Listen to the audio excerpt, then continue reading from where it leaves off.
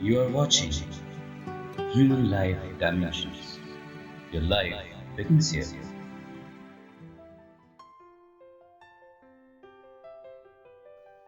Hello everyone.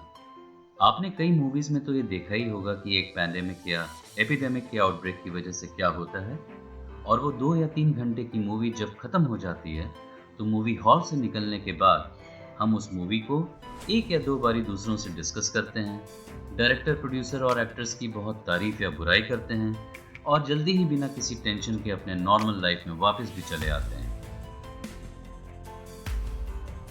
लेकिन एक दिन अचानक से वही मूवी में देखा गया पैंडेमिक या एपिडेमिक का तांडव अब रियलिटी में हमारे सामने आ जाता है और उसी तरीके से शहरों को लॉकडाउन कर दिया जाता है। लोगों का बाहर निकलना बंद कर दिया जाता है या निकलने पे तरह तरह के रिस्ट्रिक्शंस लगा दिए जाते हैं। जो जहां जिस शहर में फंसा हुआ है उसको वहीं पे रोक दिया जाता है। हम अपने फैमिली के लोगों से भी दूरियां बनाना शुरू कर देते हैं। कोई पूछता है कि हेल्थ ठीक है ना, तो बीमारी का सिम्टम होने के बावजूद भी हम झूठ बोल देते हैं कि हाँ सब ठीक है, ताकि कोई हमें शक या नफरत की निगाहों से न देखे। पड़ोसी, पुलिस या हॉस्पिटल वालों को फ़ोन न कर दे, नहीं तो वो लोग घर आके उठा ले जाएंगे और आइसोलेशन या क्वारंटाइन में डाल देंगे।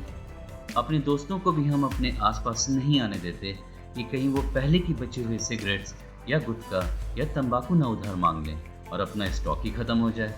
पहले मिलने के 10 बहाने भी कम पड़ते थे और अब 100 बहाने रेडी हो जाते हैं ना मिलने के। और हाँ, हम ये नहीं दिखाना चाहते कि हम वायरस से डरे हुए हैं। ऑफिस से जॉब के टर्मिनेशन की ईमेल या फोन न आ जाए, बस यही दुआ करने में लगे होते हैं। इसके अलावा समोसे, पकौड़े, चाय, पराठे, पूड़ी, कचौड़ी, जलेबी, रसगुल्ले, गोलगप्पे एक्सेट्रा की दुकान बंद हो जाने की वजह से हम लोग अपने अंदर एक तड़प सी महसूस करने लगते हैं और बस इन्हें सोचकर ही मुंह में पानी भर लेते हैं और जाने क्या क्या, जो आपको पता ही है। जी हाँ, आपने बिल्कुल सही समझा। यही सब तो हो रहा है पिछले 2-3 महीनों से हम सबके साथ इस कोरोना वायरस आउटब्रेक की वजह से।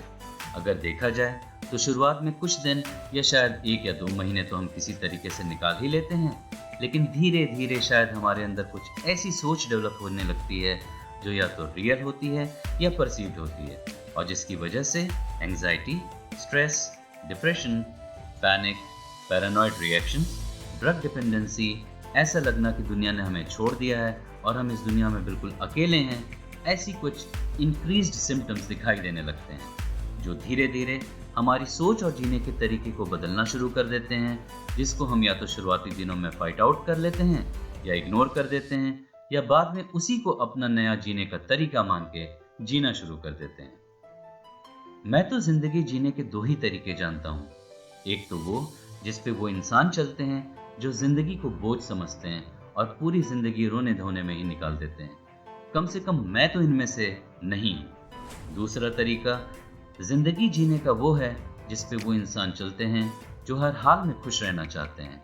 वो जिंदगी की पूरी कीमत वसूलते हैं। चलिए आज मैं आपको टॉप 10 जीने के तरीकों को बता दूं, जिनके हेल्प से आपका जीना पर्पसफुल लगेगा और आप फालतू के टेंशन से थोड़ा खुद को दूर रख सकेंगे। अपने normal day to day life में आपने जिन भी बातों को पहले इग्नोर किया और जो बहुत ज़रूरी थे, उन्हें आप रीअसेस करिए और उनमें से जो आपको क्रिटिकल टू लाइफ लगता है उस पर फिर से ध्यान दीजिए। You will surely find a diamond in the hairstyle. आपने कम में तो जीना अब तक सीख ही लिया होगा, तो बस अब आपको अपने आने वाले दिनों में अपनी आसमान छूने वाली इच्छाओं को कंट्रोल में रखना है, ताकि आप एक सेफ फ्यूचर इंश्योर कर सकें। आपकी जो बुरी आदतें छूट चुकी हैं, जैसे कि कोई नशा, फालतू का इधर उधर घूमना या अनप्रोडक्टिव चीज़ों में टाइम वेस्ट करना, उन्हें दोबारा मत पकड़िए। भगवान को सॉरी बोलिए जिंदगी भर उनकी झूठी कस्में खाने के लिए, और थैंक्स बोलिए उस कोरोना वायरस को जिसकी वजह से आप सीधे रास्ते पे आ गए। थोड़ा स्पिरिचुअलिटी की तरफ ध्यान दीजिए, अच्छी अच्छी बुक्स पढ़िए, किसी गुरु की शरण में जाइए, उनसे लाइफ का रियल मीनिंग समझिए और उन्हें अपने जीवन में उतारने की कोशिश की शुरुआत कीजिए। लोगों की मदद करने में जो खुशी होती है वो आप अच्छी तरह से अब तक समझ चुके होंगे। इसे कंटिन्यू करिए, क्योंकि आज आपने मदद किया और कल आपको भी ज़रूरत होने पे वही लोग मदद करेंगे। हमारा जीवन आइसोलेशन में रहने के लिए नहीं बना है। हमारी हेल्थ तभी अच्छी रहेगी जब पूरी कम्युनिटी की हेल्थ अच्छी होगी। इसलिए आप एक हेल्दी सोसाइटी बनाने में अपना कंट्रीब्यूशन दीजिए ताकि आने वाली जनरेशन्स को एक अच्छा लिविंग एनवायरनमेंट मिले और हमें किसी दूसरे प्लैनेट पे माइग्रेट करने की ज़रूरत ही ना हो। इतने दिन लगातार घर में रहने की वजह से आप फैमिली वैल्यूज़ एंड उसके इम्पोर्टेंस को भी अच्छे से समझ गए होंगे। आगे आने वाले दिनों में भी घर में सबको टाइम देते रहिए, सबके साथ बैठिए और उन्हें ठीक से जानने और समझने की कोशिश कीजिए। आपकी प्रेजेंस से आपकी पूरी फैमिली खुश होगी, जिसका पॉजिटिव इम्पैक्ट आपके वर्क लाइफ पे ज़रूर आएगा। बड़ा आदमी तो वो होता है जो अपने पास बैठे इंसान को कभी छोटा न महसूस होने दे। भीड़ हमेशा उस रास्ते पे चलती है जो रास्ता आसान लगता है, लेकिन इसका मतलब ये नहीं कि भीड़ हमेशा सही रास्ते पे चलती है। इसलिए अपने रास्ते खुद चुनिए, क्योंकि आपको खुद से बेहतर कोई नहीं जानता। और मेहनत इतनी खामोशी से कीजिए कि आपकी सफलता ही शोर मचा दे। सोशल मीडिया एक वर्चुअल वर्ल्ड है। अपनी खुशी अपने अंदर ढूंढिए, अपनों के बीच ढूंढिए, क्योंकि बाहरी लोग आपकी झूठी तारीफ करने से नहीं थकेंगे और वो आपके किसी काम का भी नहीं होगा। जीवन की लंबाई नहीं, गहराई मायने रखती है। जीवन हम जो चाहें उसे देने के लिए बाध्य भी नहीं है। जीवन का सबसे बड़ा उपयोग इसे किसी ऐसी चीज में लगाने में है जो इसके बाद भी रहे। जिंदगी एक साइकिल चलाने की जैसे होती है, जिसमें बैलेंस बनाए रखने के लिए आपको थोड़ा चलते रहना होता है।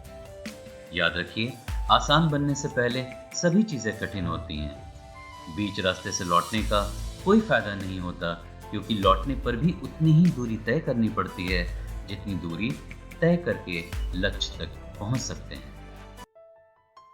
आई होप आपको ये 10 तरीके थोड़े फिजिबल लगे होंगे और आपके अपने लाइफ एक्सपीरियंस के काफी करीब भी होंगे, जिन्हें आपने कभी न कभी खुद महसूस भी किया होगा। So you just need to firmly believe that this tough phase of life will pass for sure, and that the universe is in the hands of Supreme God. He is a God of love and not of punishment. God bless you all.